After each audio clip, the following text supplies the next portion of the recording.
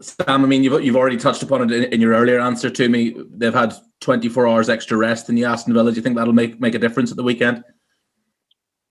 Small margins in this game. We always talk about the small margins and the fact that we can't recover as much as Aston Villa is massively disadvantaged us. People can say what they want about it, he's making excuses before they start, but it's not the excuse, it's a fact. The fact of the matter is that you didn't need to give us this game on this day. And certainly if you did give us this game on this day, you didn't need to give us the next game on Sunday. Because if you look at Aston Villa, they played on Wednesday night. And if you look at when Leicester are playing now, they're playing next Monday. So again, why us? We got the same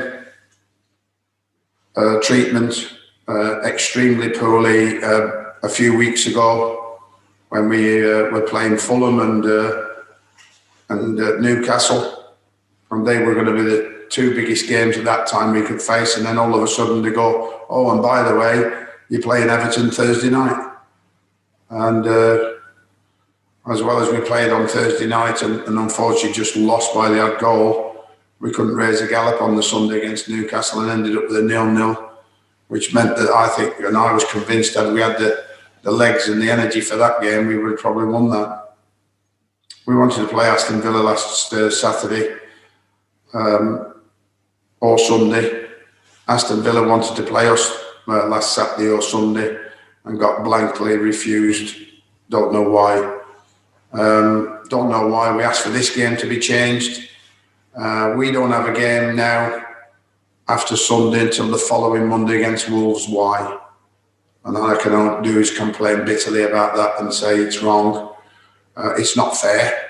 And it goes against us, or they're going against us for us to try and get results when we need all the help we can get, not just internally on what we try and do ourselves, but also from the outside world on treating us fairly. And I don't feel we've been treated fairly at all.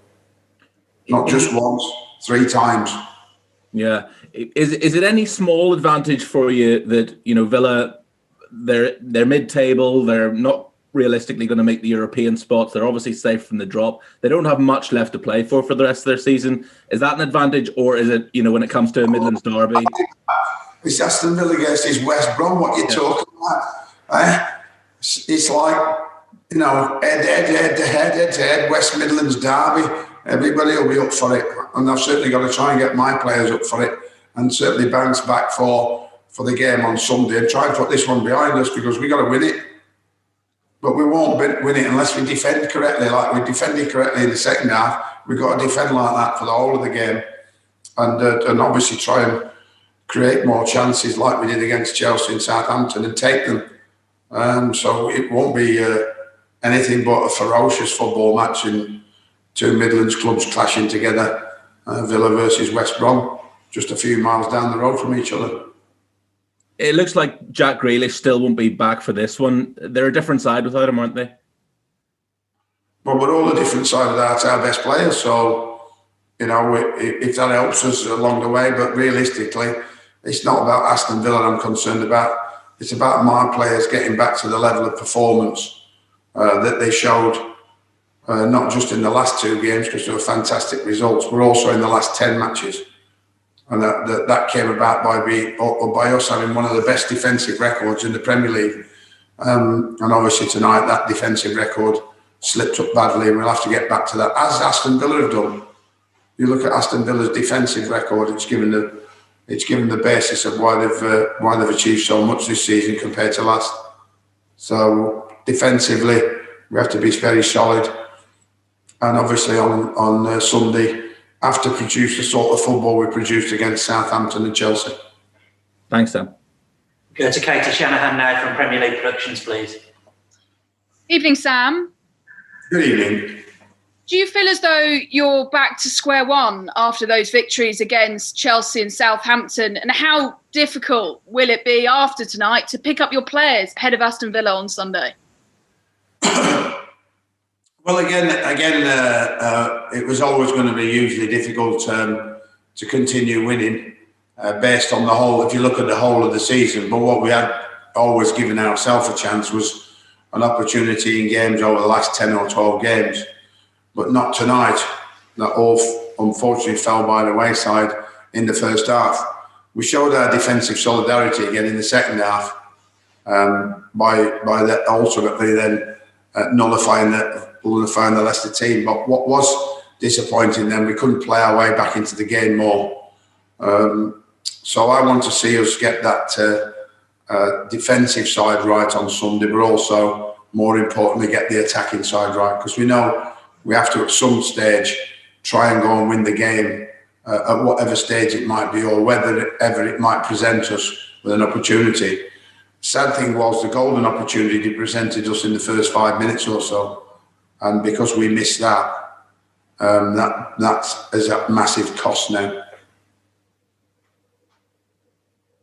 Okay, thanks, Katie. We'll move on to the writtens now. Brendan Rodgers is waiting, guys, so we'll try and be quick. If we can go to Duncan Wright first, please. You're on mute, Duncan. Come on. Hi, Sam. Just a quick one. Listen, it's been a bonkers week in a bonkers season. So 5 wins out of 6 in the last games. It's nothing's out of the realms of possibility now, is it? It'd be great. We've got to give it a try, haven't we? We've got to go one game at a time. That's all we can do. The odds are getting ever shorter against us because obviously we need 5 wins out of 6, I think, to be absolutely certain. It gives us 39 points. That's more than enough normally. So is 4 wins out of 6 going to be enough? It may be, it may be not. But the sad thing was us getting no points tonight. Having watched the way Leicester played today, I'd have been actually happy with the lads defensively being what they were before and actually get the draw tonight.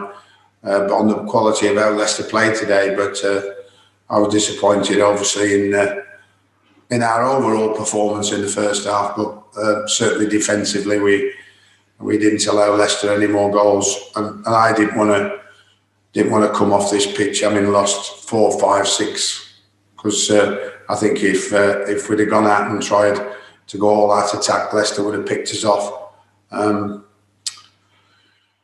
Villa just have to try and get these players to hit top form again, like they've shown over a consistent period of time over the last 8 or 10 games, and hopefully when they do get a chance, they put the ball in the back of the net. That's what we need.